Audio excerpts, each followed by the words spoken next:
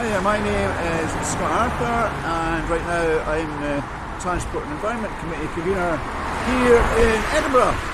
And this morning I'm in Corstorphine for my breakfast, always a joy, and I'm also going to meet a resident in a few minutes.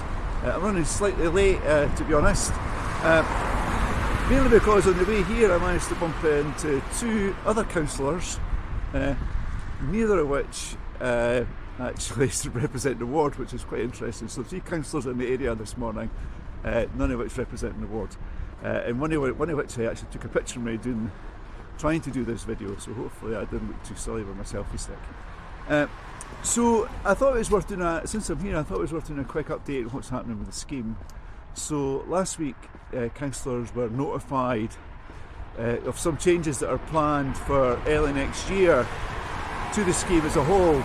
So the first of which is worth talking about is that the hours of operations of the restrictions in the areas immediately around the school in the morning session is going to reduce slightly. So they're now going to end at 9:30 rather than 10 AM. And that's really just in response to feedback from local residents around, deliveries and visitors, etc. So hopefully that'll happen, hopefully in time for the school term starting again in January. And obviously that's been undertaken in consultation with the primary schools involved. Now the second change relates to parking restrictions on Manse Road. So council officers say that some people there, at least some people there, like the fact that the street is now quieter. But there's still ongoing issues with the changes that were made to parking, I think. So what's happening is they're going to look at those changes again. To see the parking wording out actually, I mean more of them, all our schools right across the city, to be honest, at this time of day, always issues. So I think it's between 27 and 31 there was restrictions put in place there, I think, to make it easier for the bin lorry and the crew to get their job done. So the feeling is now that there's changes that can be made to how the bin crew operate, which means that those restrictions could be lifted, or certainly changed. So both the changes around the schools and to Manse Road will happen before the start of the school term. Now it's worth talking about the trajectory of the scheme going forward as well. So last week I've seen the initial analysis of the survey the council's done in the area. So the council commissioned a market research company to speak to people who actually live in the area to get their views on the scheme.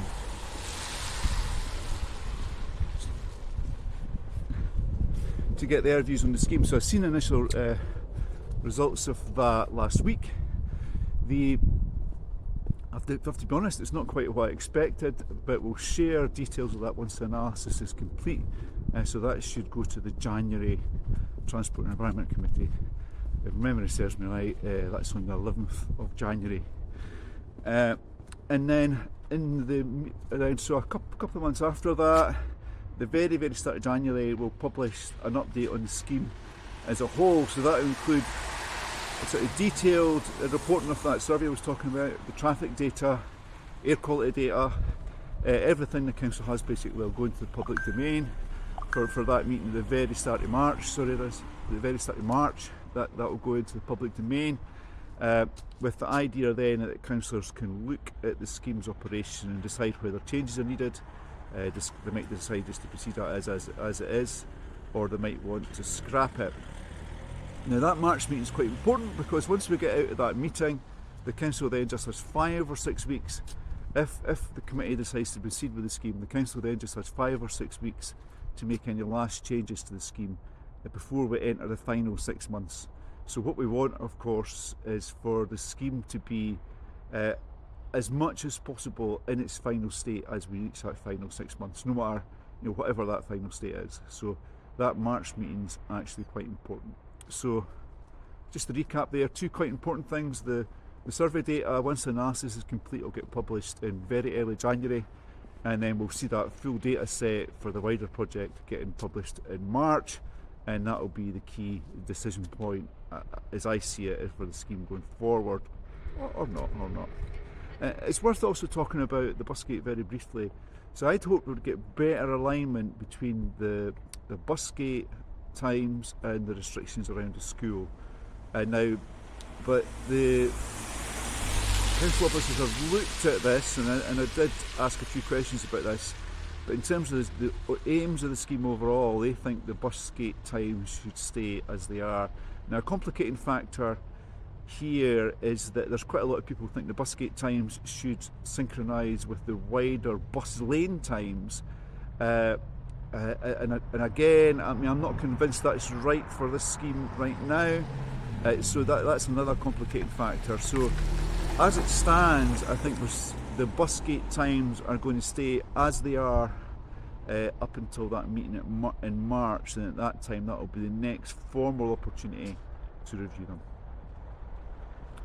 Okay, hopefully this video has not been too long. I've not been rambling too much. As ever, if you've got any questions, just put them in the comments below. Okay, bye for now.